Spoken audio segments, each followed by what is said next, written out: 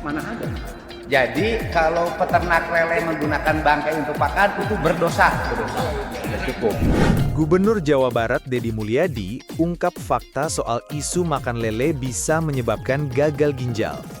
Isu ini ia bahas saat berkunjung ke Balai Pendidikan dan Pelatihan Aparatur serta Balai Riset Pemuliaan Ikan milik Kementerian Kelautan dan Perikanan atau KKP di Sukamandi, Kecamatan Ciasem, Kabupaten Subang, Kamis 3 Juli 2025 lalu. Dalam kunjungan itu, Deddy Mulyadi mendampingi rombongan kerja spesifik Komisi 4 DPR RI. Namun ia tak hanya mengikuti agenda formal, melainkan juga menggali informasi langsung dari petugas di lapangan. Di sela kegiatan, Deddy Mulyadi mengajak salah satu petugas KKP berdialog. Ia pun menanyakan hal yang kerap menjadi kekhawatiran masyarakat. Apakah benar mengonsumsi ikan lele bisa memicu gagal ginjal? Mohon penjelasan, apa benar ikan lele itu kalau dikonsumsi bisa menimbulkan gagal ginjal? Menanggapi pertanyaan Deddy Mulyadi, petugas dari KKP menjelaskan, ikan lele memiliki sistem pencernaan yang unik dibandingkan dengan jenis ikan lainnya. Salah satu cirinya adalah ususnya yang panjang, sehingga proses pencernaan makanan dalam tubuh lele bisa berlangsung hingga sekitar 10 hari. Selama kurun waktu tersebut, jika lele diberi makan bangkai, maka sisa-sisa makanan itu akan tetap tertinggal di dalam tubuhnya atau disebut masih deposit. Ini berarti zat-zat yang terkandung dalam bangkai seperti darah dan partikel logam berat tidak langsung terbuang, melainkan bisa diserap oleh tubuh lele dan tertinggal di dalam jaringan tubuhnya. Saya jelasin dulu ya. Lele itu punya usus yang panjang, Pak, 10 hari. Dia akan memakan bangkai selama 10 hari itu masih deposit.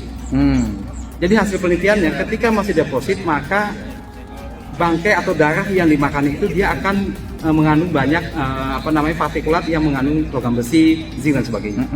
Nah, kalau itu dikonsumsi setiap hari, maka depositnya akan di dalam tubuh kita. Petugas menambahkan bahwa berdasarkan hasil penelitian, jika lele mengonsumsi bangkai selama masa pencernaannya, maka zat-zat berbahaya seperti logam berat bisa tertinggal di dalam tubuh ikan tersebut.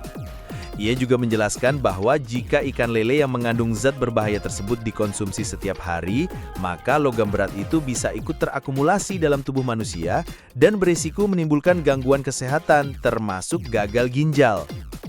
Ingin memastikan solusi bagi masyarakat, Gubernur Deddy Mulyadi pun menanyakan seperti apa ciri-ciri ikan lele yang sehat dan layak konsumsi. Menjawab pertanyaan tersebut, petugas KKP menjelaskan bahwa ikan lele yang sehat adalah lele yang tidak diberi makan bangkai dan dibudidayakan dengan penggunaan probiotik yang baik. Petugas menegaskan bahwa penggunaan bangkai sebagai pakan memang tidak diperbolehkan secara teknis dan bahkan dinilai haram karena membahayakan kesehatan manusia. Jadi lele yang sehat yang bagaimana? Tidak makan bangkai. Yang kedua adalah penggunaan probiotik yang baik. Jadi bangkai ayam, bangkai apapun tidak boleh jadi pakan lele. Dan itu haram. Deddy Mulyadi kemudian menyimpulkan, peternak yang dengan sengaja menggunakan bangkai sebagai pakan ikan lele berarti telah melakukan hal yang salah dan berdosa. Artinya haramnya kan memang gini, kan tidak boleh memang kita menggunakan bangkai, Pak. Mana ada. Jadi kalau peternak lele menggunakan bangkai untuk pakan itu berdosa. Sudah cukup. Jika ada berita menarik yang ingin Anda bahas bisa tuliskan di kolom komentar. Salam dari kami, harapanrakyat.com.